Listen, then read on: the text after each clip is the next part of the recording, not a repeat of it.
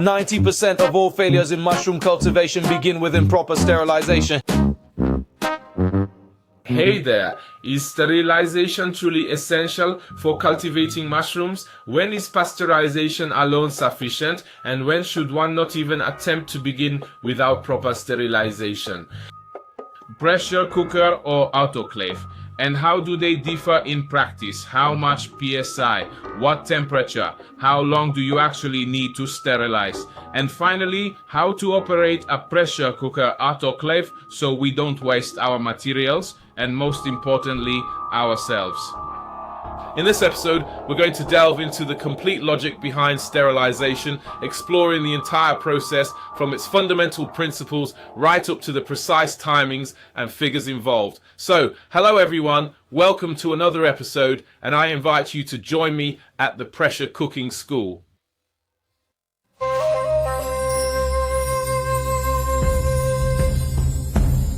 So then, is sterilization truly necessary? And if so, when is it actually required? Let's begin by discussing whether it is in fact necessary.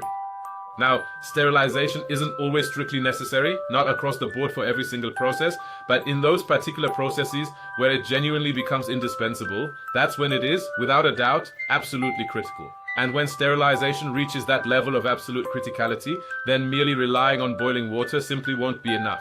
Sterilization is required whenever we are working with a rich, nutritious material that provides an ideal environment for bacteria, molds, and for endospores, which, by the way, are the most difficult to eliminate. That is why we need 121 degrees.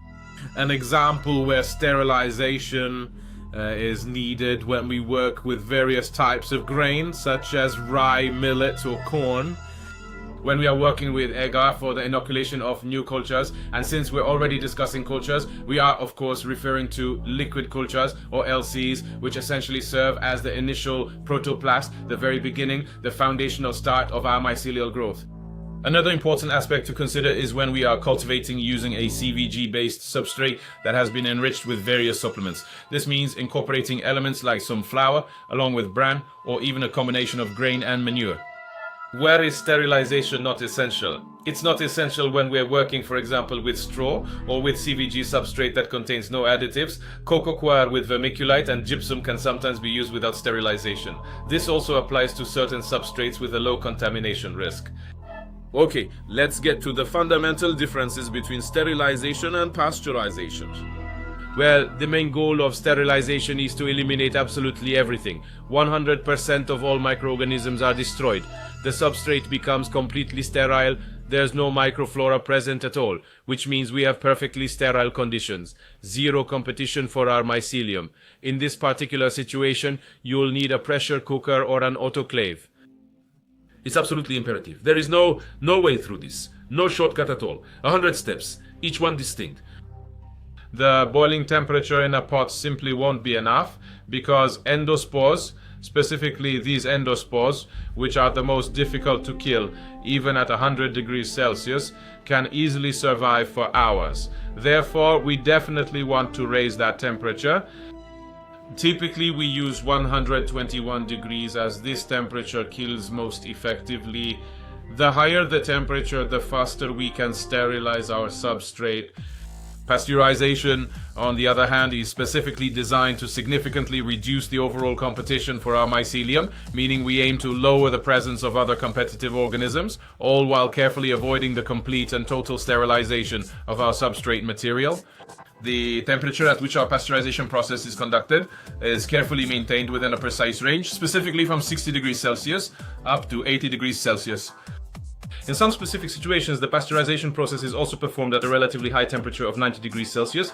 The direct outcome of this particular pasteurization method is that, as I've already mentioned, a significant portion of the beneficial microflora is intentionally preserved. This is crucial because certain particular species of fungi precisely require this symbiotic cooperation with the remaining microflora to truly thrive and develop much better.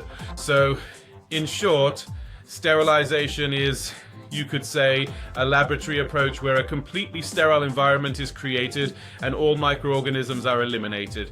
And pasteurization is a biological approach in which we preserve some of this microflora, microorganisms to support to really help support the biological systems of our mycelium, So, is it a pressure cooker or an autoclave? Perhaps we should begin by talking about the pressure cooker. A pressure cooker. In what kind of situation?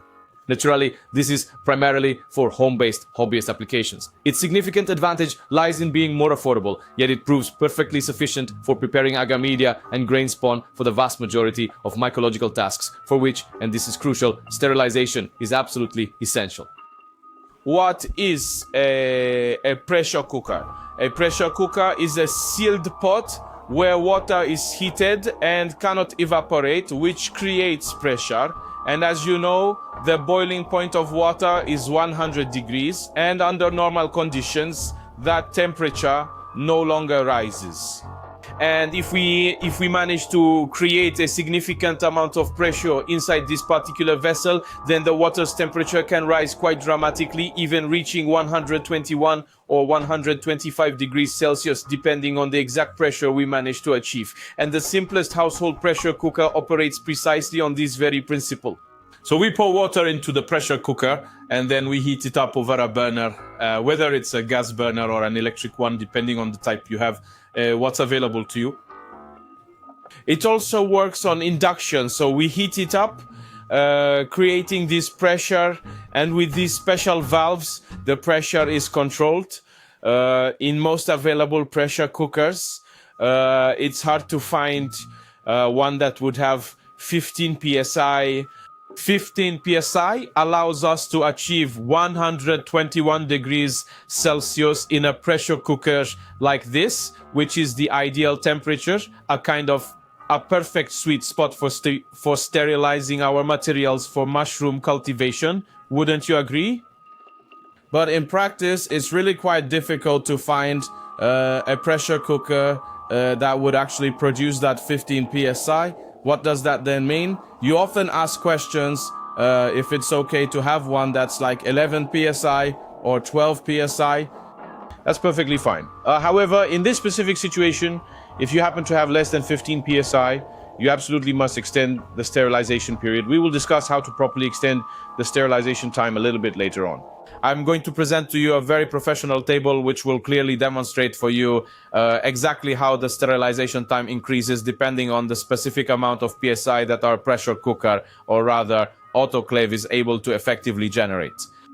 The main limitation of a typical home pressure cooker, yes, a home pressure cooker, is precisely, first and foremost, its operating temperature. 2, capacity, and 3, greater variability of results. This means that infections can occur. An autoclave, on the other hand, is already a laboratory standard. Its advantage is more precise control. We are able to control, depending on the specific model, we can control the duration of the process, we can control the temperature, and we can also control the pressure. Ultimately, the regulation of both temperature and pressure are intrinsically linked, one influencing the other. Additionally, within an autoclave, we typically find that there is more available space because, as you know, there are many different and varied sizes that are readily available. We can adjust the sizes according to our specific requirements. And there are also various types of these autoclaves available, which I will explain in a little more detail in the later part of this material, when I will be demonstrating how to properly use both autoclaves and pressure cookers. So one of the key advantages is a significantly larger capacity, much more precisely controlled environmental conditions, a considerably higher level of overall effectiveness, and as a direct result, there is a substantially lower risk of potential infection. So, to summarize, both solutions work, but for home use, we lean more towards more economical solutions, meaning a pressure cooker.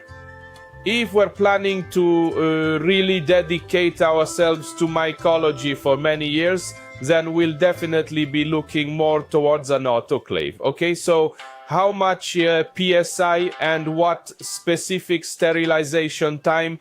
Well, here, Rebecca and I have prepared this table for you, which I truly hope will illustrate and clarify everything for you. 15 psi gives us 121 degrees Celsius. If a recipe we're using recommends 120 minutes of sterilization, we move down. If our pressure cooker has 12 psi, which gives 160 degrees Celsius, then, as you can clearly observe on this particular chart, the sterilization time significantly increases for us, extending up to a full 180 minutes. This means it's practically an entire hour longer than what you'd experience with a standard pressure cooker that operates at 15 psi. But as we can see, if we drop even further from psi down to just 10 psi, the sterilization time for that very same substrate, identical in terms of weight, extends itself to 270 minutes, which is an absolutely excessive amount of time. It just steady G. So essentially, we can perform this sterilization, but the sterilization time increases exponentially. In summary, 15 psi is the golden mean. Less, it's possible. Boiling does not kill endospores.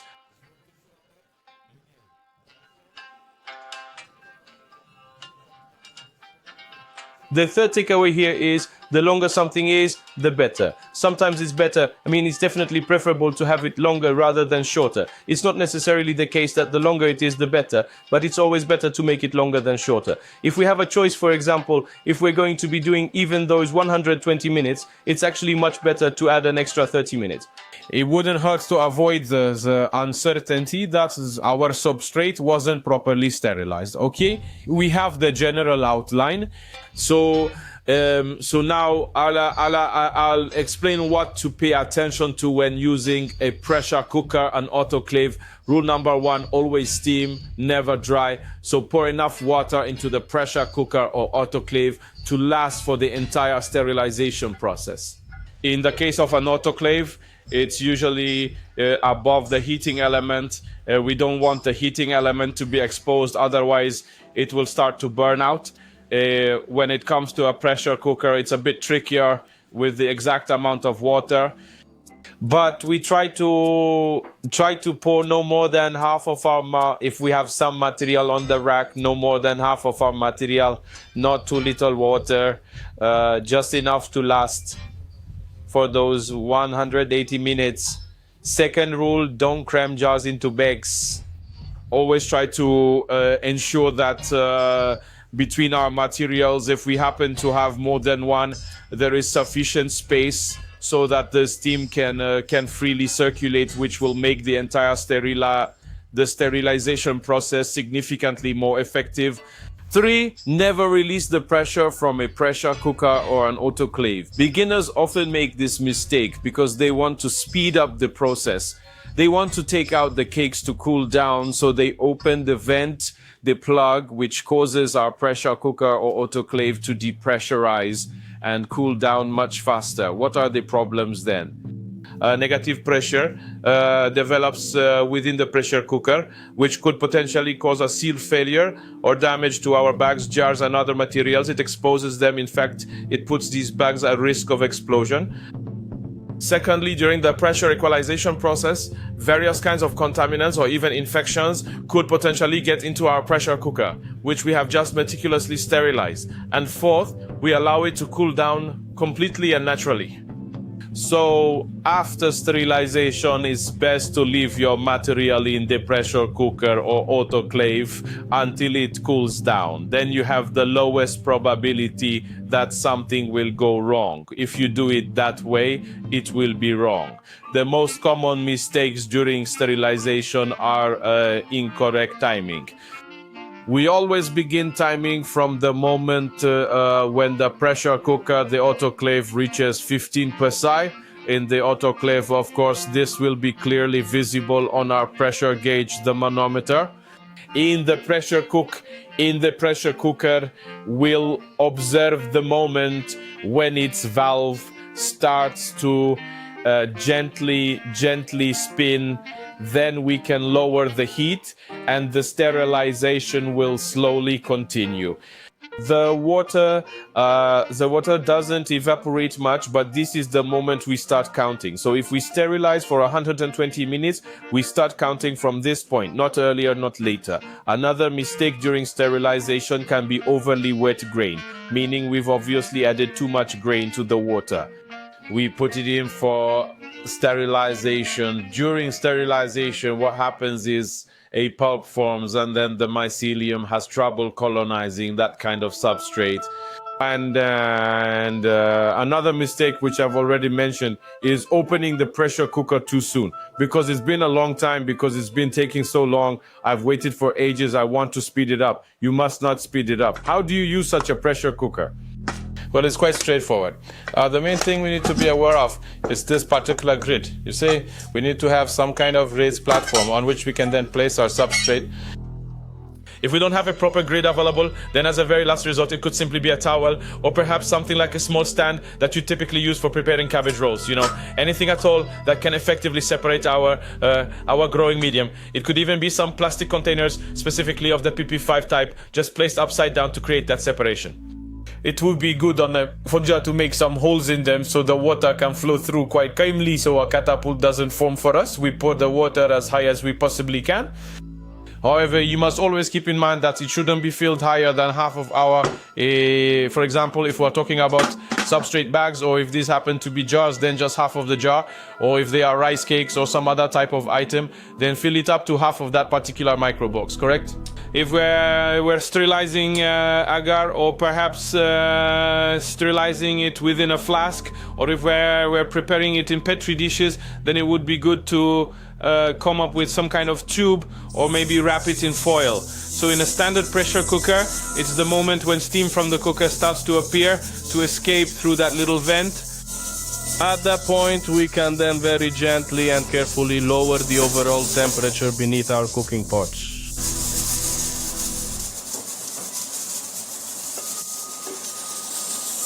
We just try to keep this gadget or gently rotating or moving so that the steam escapes from it. So from that moment, we start counting our 1.5 to 2 hours.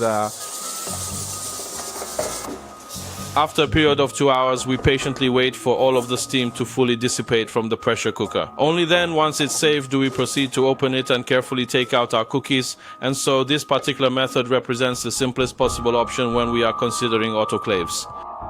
Well, it differs from a pressure cooker in that instead of placing it on a burner, we have here an attached power supply which is connected to this heating element which we fill with water up to this point. Additionally, it is equipped with a manometer which shows us the current temperature and pressure. Well, in addition to that, just like a pressure cooker, it has a discharge valve and a backup safety valve, so to speak. In these models, the way it operates is that once the autoclave attains its maximum, its peak pressure, then through this particular valve, it automatically depressurizes itself, which is certainly not a desirable occurrence. So if our autoclave is that cheap version, which doesn't have a thermostat. So for this specific unit, we'll also need to acquire an extra piece of equipment, a potentiometer, through which we can precisely set the electrical current's voltage. It operates by setting the device to full power, then heating up our autoclave. When the pressure gauge indicates that we have reached a temperature of 121 degrees Celsius, we then adjust the settings on this device to 110 volts. And just like with the pressure cooker, when you turn down the gas on the burner, similarly the rotational speed here decreases, and this temperature, precisely because the unit is sealed, is effectively maintained practically right up until the very completion of the sterilization cycle at that consistent level. And thanks to this, the autoclave doesn't depressurize every now and then, which could lead to an excessive loss of water, and consequently we might burn out the heating element. That's one point. Secondly, our substrates within the bags might lose their seal, and our jars could potentially crack if they are tightly closed. what it's also worth paying attention to this, especially if we are deciding on this particular model. If we have an automatic model, well, then we simply set the temperature that we desire. It will then automatically adjust itself to reach that specific temperature. The time that we want to sterilize, it then automatically calculates the time for us. Pause, which means we have more time for enjoying our mushrooms. Pause, instead of constantly monitoring the clock. So where can we purchase such a pressure cooker or an autoclave? Well, an autoclave, a pressure cooker, isn't, as it turns out, such a straightforward item to purchase. The easiest way to find one will be online. Most often they are imported from China, from websites like AliExpress, Temu, and so on. I'll drop a few links to purchase from these sites in the episode description. You can also buy them on Allegro. You can find some used ones. However, with the consumables, be careful that they aren't damaged in any way. In catering supply stores, in laboratory equipment stores. But the essential thing that's important when buying is you must pay attention that they have 15 psi. Why did I laugh? Well, in practice, it turns out that it's rare to find in descriptions how many psi such a pressure cooker has. In that case, you'd have to modify it a bit, install this manometer, pressure gauge, and weight the valve. Perhaps someday we'll build one of those hand-modified autoclaves or pressure cookers. We'll also improve the autoclave. Actually, we'll transform my manual autoclave into an automatic, a fully automated one, but you can also purchase a fully automated autoclave like that. It has the advantage that you can set the temperature, time, and everything works automatically. You don't need extra knobs waiting or running around, and actually with mushrooms this really simplifies things because we'd rather focus more on the fruiting process, preparing the substrate, and not on waiting, counting, checking if it's still warm or already heated. So to summarize, if I had to choose once more instead of this autoclave that I currently have, I would buy a fully automated autoclave. Finally, Mafari, if you were to remember one important thing from this episode, then please keep in mind those 15 psi, that sterilization is truly not difficult. It's simply pure physics, temperature, and time. And failing to sterilize is the absolute shortest path to contamination. That's all for now.